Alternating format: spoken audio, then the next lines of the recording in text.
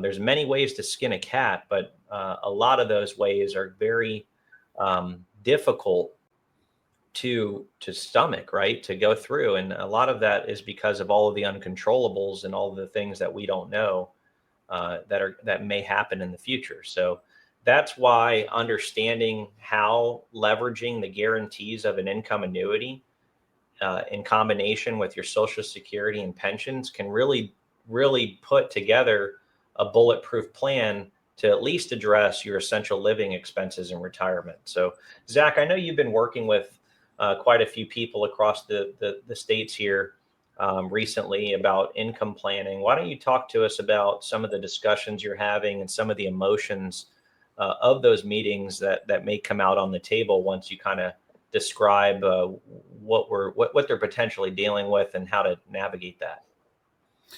Yeah. And, it's important to know that from the client base that we speak with, it's people from all realms and all different walks of life. So that could be anyone from somebody who has a PhD to an engineer to blue collar worker or a nurse. It's any which way we look at it.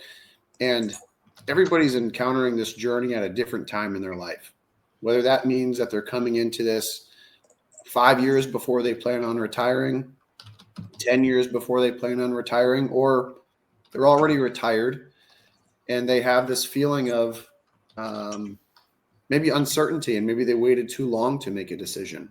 So what I'm seeing across the board, though, is ultimately, granted, the markets have been in our favor, of which nobody had the crystal ball to determine that. We're finding is some concern of how do I manage my monies when I do retire?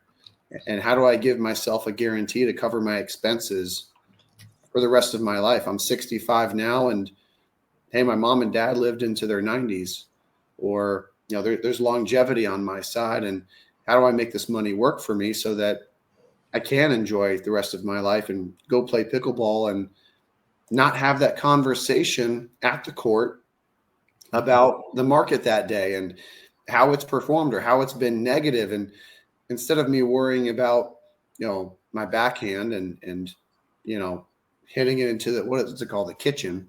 Yeah. Instead of worrying about that, now my mind is focused on the S&P and the Dow and how it hasn't performed. And that's not the idea of retirement. Yeah, that's one thing I noticed too with our clients is that a lot of them enter this new mode, right? This new phase of life as they start to approach retirement, or maybe they've recently retired and it's more of a preservation mode where, they're grasping all of their money with their hands, right? And they don't want to lose it. And with that, they understand that they can't afford to take unnecessary risk in the market, but yet they still need enough growth to provide income in retirement, or at least they think they do, so that they don't dwindle down their accounts prematurely, especially if they plan to or have the possibility of living a longer life. Mm-hmm. And, that's the thing. And I always ask our clients when we talk to them is, back in 2008, how did you look at your accounts then? You were, working still and a lot younger when that crash in the market happened in 2007, 2008, or even before that in the early 2000s. How did that affect you?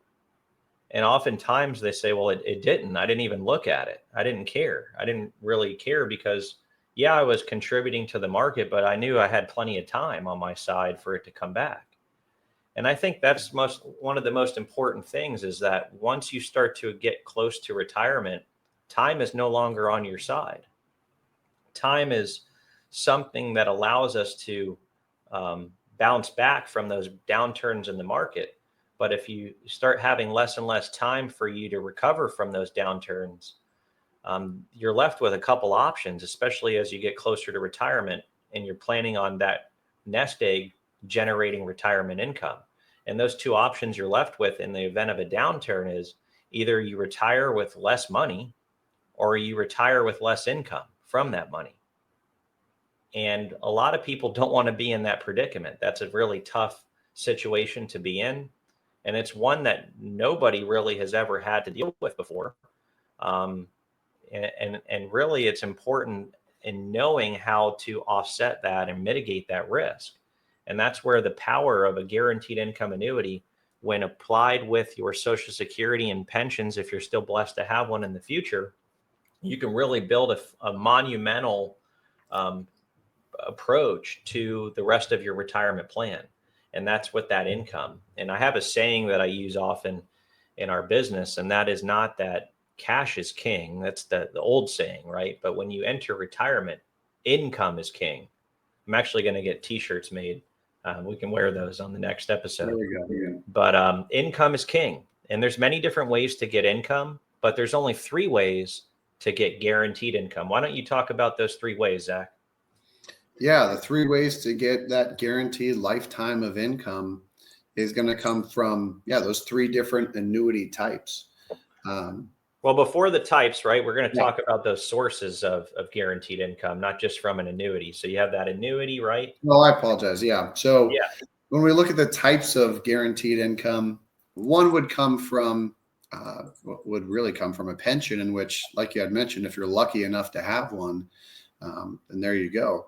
That would be one option. And I jokingly put an asterisk on this, would be Social Security. Yeah.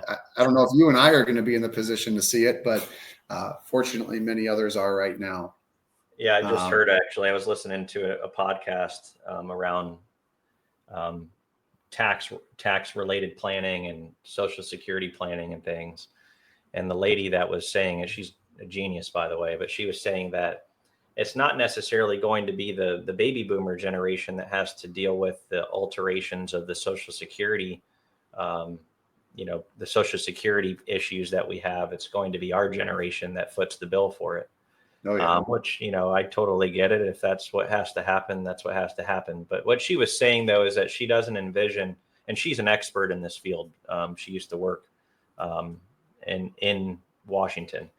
Um, but she was basically saying Social Security is not going anywhere. It's just going to have to be, there's going to have to be some alterations made either for future generations or the way that people are taxed today to be able to make the changes necessary to sustain that program. Yeah.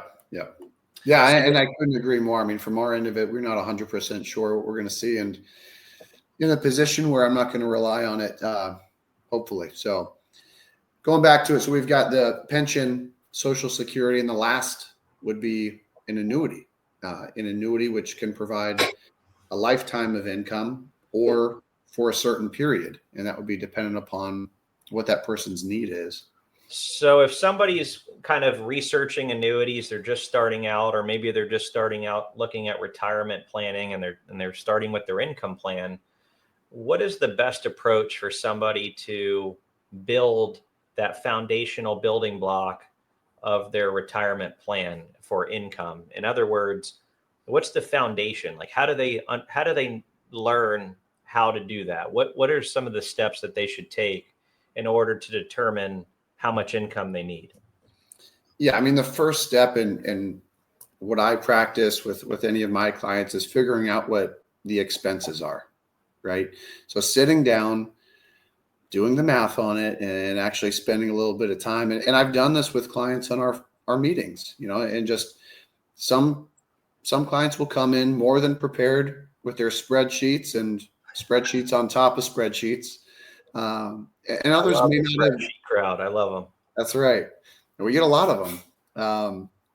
But others may come into that meeting and not have actually thought about that yet. And this is a discovery process, and we're here to provide the value that we have in understanding what's important at retirement. And we can take somebody through those steps. But I think the first step is really understanding what those expenses look like and being realistic in what those expenses are. If that means you're going to get out to the golf course once a month, be realistic about it. If you've got a car that's 20 years old and it's on its last leg, we've got to be honest in the situation, understanding that might be an expense down the road.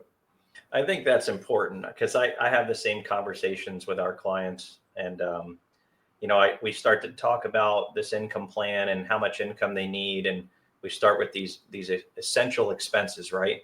And so they'll say things like, well, my mortgage is this, and my car payment is this, or my insurance is this, and my groceries are this. And I'm like, okay,